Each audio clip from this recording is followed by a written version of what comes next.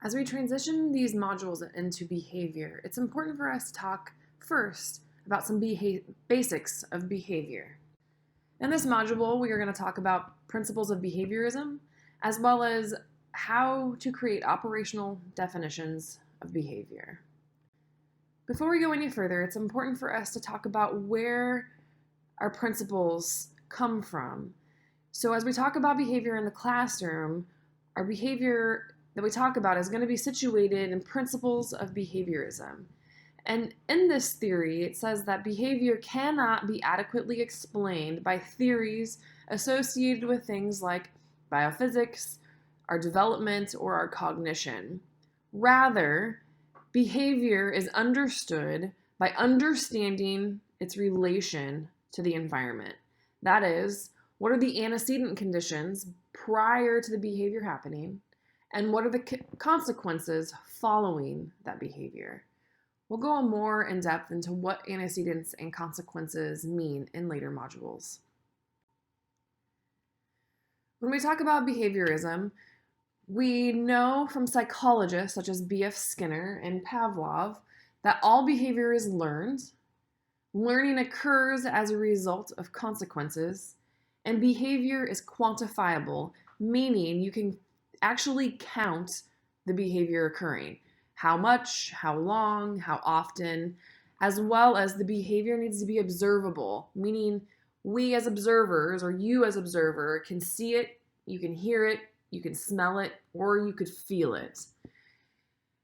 Without going too in depth, we're pulling these behaviorism principles from operant classical conditioning, where a psychologist B.F. Skinner taught a rat how to request food by pushing a lever, as well as Pavlov teaching a dog how to elicit a behavior by interjecting a chime associated with this food. Again, we're not going to go too far into it, but if you want to look further into it, Pavlov and Skinner are some psychologists that you can look into. Now that we know a bit about the theory of behaviorism, it's time for us to turn our attention to the operational definitions of behavior. An operational definition provides a specific definition of behavior that everyone will operate under when discussing the behavior, when counting or measuring the behavior, when reporting the behavior, or when consulting about the behavior. It's absolutely essential that everyone operate under the same definition and in order to understand if there's any growth or not growth, or that you're talking specifically about the same thing. If you guys are counting behavior in different ways or discussing about it in different ways, it's really hard to come to a consensus on how to change the behavior or if the behavior is actually changing. Operational definitions must be created before an intervention is designed or implemented, and they must be created before an objective or a goal can be written.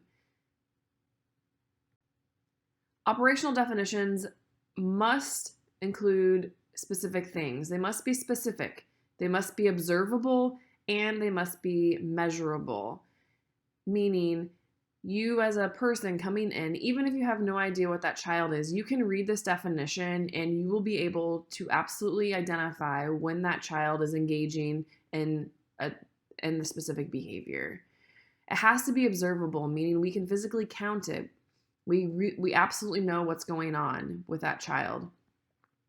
These are things like being out of seat, being off task, rather than lying or cheating. We have no idea as a teacher that a child is actually lying to us. We can't get into their head, or if they're spacing off or daydreaming, for example. We cannot get in that child's head and actually measure or observe a child lying or daydreaming, for example. Rather, it has to be observable, something that we can physically see with our eyes. Operational definitions provide us with what it looks like when that child engages in that behavior, or what it doesn't look like. So when we create these operational definitions, they include three parts. They include a definition, they include examples, as well as non-examples. This definition provides the specificity, the observability, and measurability of it. And what it looks like would be provided through examples, and what it doesn't look like is provided through non-examples. And the next few slides, we'll be talking about what these actually look like. Before we start creating operational definitions, so let's go into some examples of how we operationally define some specific examples. So let's say you have a child in your classroom and the target behavior that they're engaging in that you want changed is off-task behavior. So as I said in a couple slides prior, that operational definitions must include three things, one of which is the definition. So let's first look at target behavior, off-task. The definition for off-task behavior may be engagement in any task other than the assigned task for more than 10 seconds. This definition is very specific. It tells us exactly what that child needs to be doing. They need to be engaging in the assigned task, the task assigned by that classroom teacher. This is going to be very specific to the context based off of the classroom environment. And it's also extremely specific because it tells us for more than 10 seconds. Let's say, for example, that this child is writing something down and they need a moment to pause and think about how to write a word, or they need to kind of gather their thoughts. 10 seconds is a good measure where they are allowed to not look at their paper, for example, and they can be looking off into the corner to gather their thoughts. So long as their eyes go back to their paper and they start to engage in that assigned task, under that 10-second mark, they're still considered not to be off task. Another example or another thing that needs to be provided in the operational definitions is the examples. So again, this is what does it look like? What does it specifically look like that child is doing when they're engaged in off-task behavior? Examples of this include talking to the neighbor, wandering around the room, passing notes to someone, working on something other than the assigned work. The last thing that needs to be included is non-examples. What does it not look like for that child to be engaged in off-task behavior? So when a child is not engaged in off-task behavior, they would be having their voices off unless they're instructed by the teacher. They're in their seat unless instructed by the teacher to be out of their seat, or working on the assigned task. Again, we want to be very specific about what it looks like for that child to be engaged in off-task behavior versus what it doesn't look like for that child to be engaged in off-task behavior. When you're writing operational definitions, these aren't universal definitions.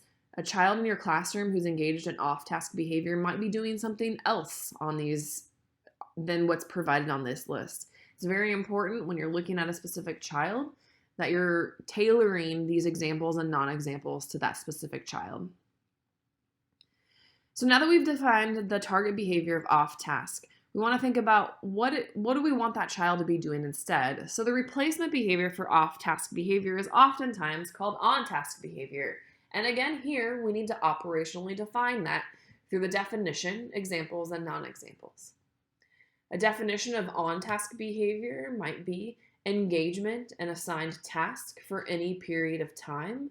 This is, again, very specific. We know exactly what that child needs to be doing. They need to be engaged in the assigned task, again, dependent upon the context of the classroom and the assignment by the teacher. And for any period of time, their eyes are on their paper, they're engaged. Examples of on-task behavior, what it looks like. Well, this child needs to be in their seat. They're working on the assigned task. Their voices are off unless instructed. Non-examples, what it doesn't look like, would include talking to a neighbor, wandering the room, passing notes, working on something other than the assigned work. And you'll notice that when you look at the examples and non-examples for off-task and on-task behavior, that they're essentially flip-flops. This might seem a bit redundant, but it's absolutely essential that you provide these examples and non-examples so you as an observer know exactly what you're looking for. It kind of needs to pass the stranger test, meaning anybody can look at this definition, anybody can look at the examples, anybody can look at the non-examples and identify when this child is engaged in one of these behaviors. After you've defined these behaviors, it's absolutely essential for you to stop and look. Is this definition specific? Is the definition observable? Is the definition measurable? When we look back at both of these operational definitions, the answer to all three of these questions is yes. As I've talked about, they're very specific. They're measurable and they're observable. I can physically see a child talking to a neighbor. I can physically see a child working on the assigned task. I can measure each of these behaviors. I can count to 10 seconds to see if this child is off task, if their eyes are wandering, if they're talking to their neighbor. So again, you must ask yourself, is the definition specific? Is it observable? Is it measurable? An easy way to ask these questions is to a friend or a peer who doesn't know this. You can say, if I were to give you this definition with these examples and non-examples, would you know what the child is doing?